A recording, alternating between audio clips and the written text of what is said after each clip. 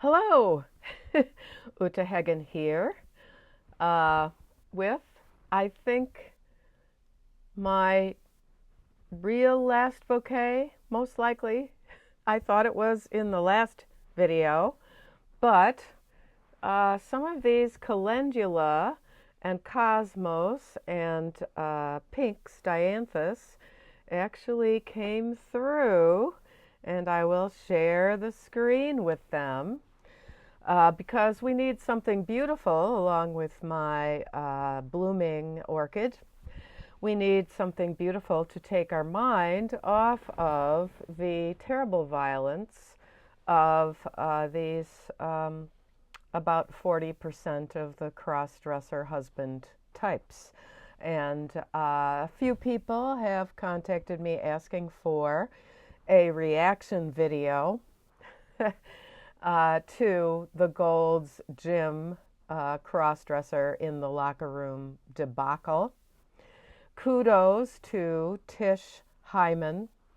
Please do go on X, and I think Instagram is where she has her social media, and praise her and follow her, and she has become a great voice for us. You probably know the basic story. Tish Hyman is a musician, a lesbian, and grew up in the Bronx, but moved to the Los Angeles area to do her music, and apparently she's quite successful.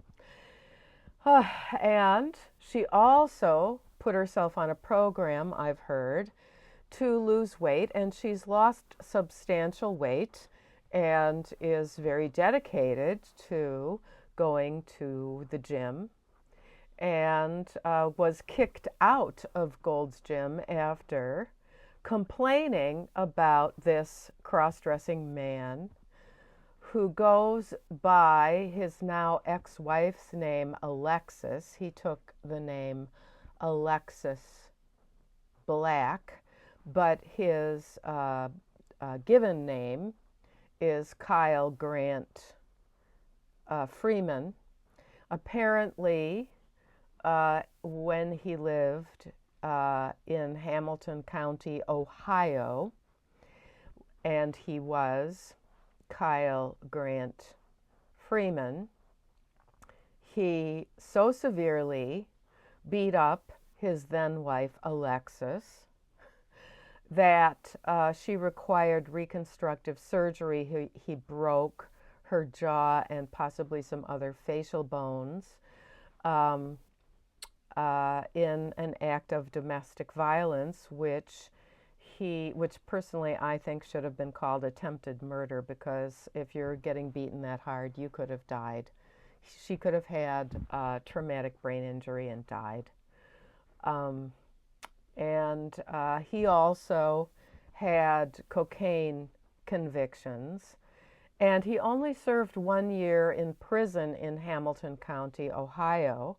If anyone knows how to contact his ex-wife, Alexis Freeman, if she still lives in Ohio or in Hamilton County, Ohio, please do reach out to her and direct her to Trans Widow Uta Hagen channel. I would very much like her to become Trans Widow number 78 in our data.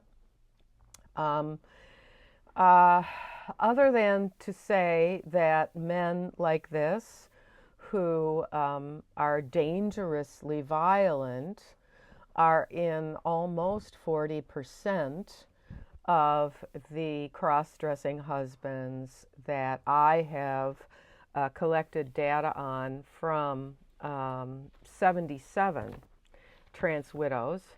I have some of this plotted out with up to this 76 trans widows, and I'm just going to give you some of the percentages I'm not going to go through the whole 20 questions of the Hagen survey for women who divorce these types. I'm just going to skip to question number 5. Did he wear your clothing or makeup? Yes, 39 out of 76, so that's over half. Yes, he did that. And then question 7, did he suggest or coerce or cajole you into so-called sex role play, whereby you are to use a strap-on and pretend that you are male? That is 36 out of the 76, about 48%. Skipping then to question number 8, did he defame or vilify you in court or to friends or on social media, etc.? 40 out of 76, that is 54%. And in some cases, the women don't know because she moved very far away and did not keep in touch and just decided to exit that entire scene. And then the really crucial questions are,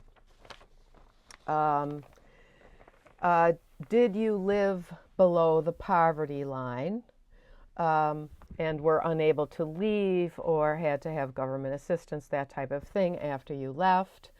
And that is 37 out of the 76, which is approaching 50%. It's about 49%. Of course, if it was 38, then, just one more who said that, then it would be over 50%. Did he force unwanted sex? Did he sexually assault you? That is 30 out of 76, and that is 39% approximately. Did he attack you physically, which is different from the sexual assault? Of course, if he's sexually assaulting you, he's physically assaulting you, but separate from a sexual assault, did he also physically attack you, including battery, strangulation, shoving, punching, etc.? That is 28 out of the 76 reporting that, which is 38%. And that 39% sexual assault and 38% physical assault has remained the same for the last,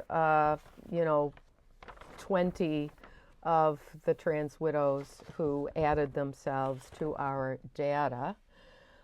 Did you lose friends? Also 37 out of 76, which is 49%.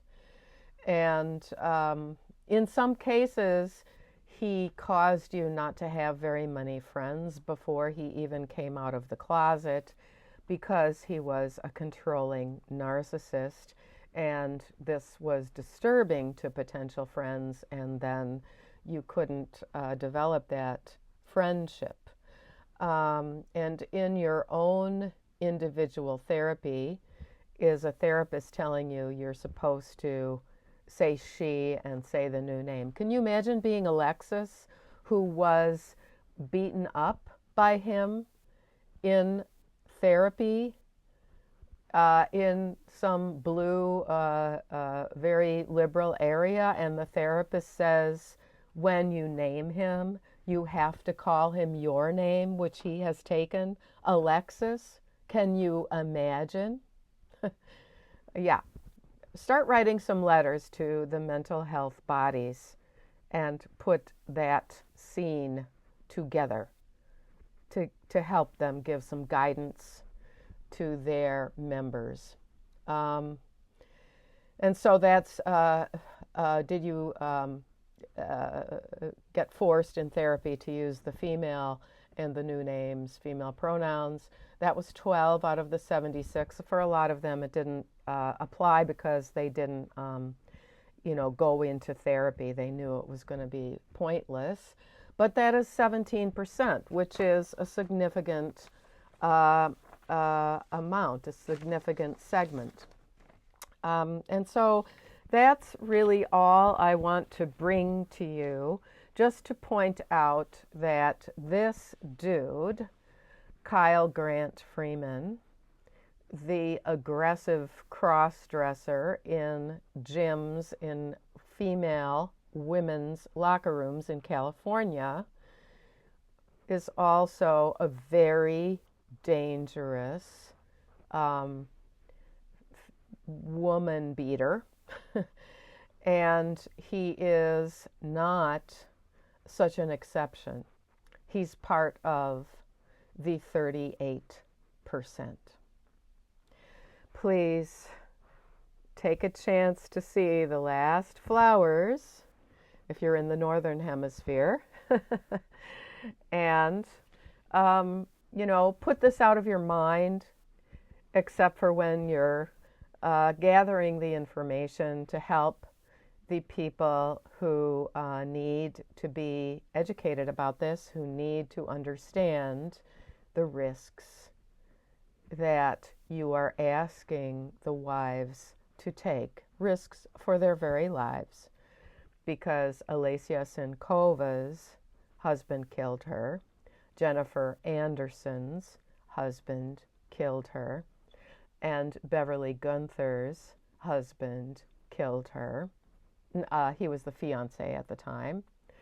And all of those three are serving their sentences for manslaughter, murder, etc. in women's prisons.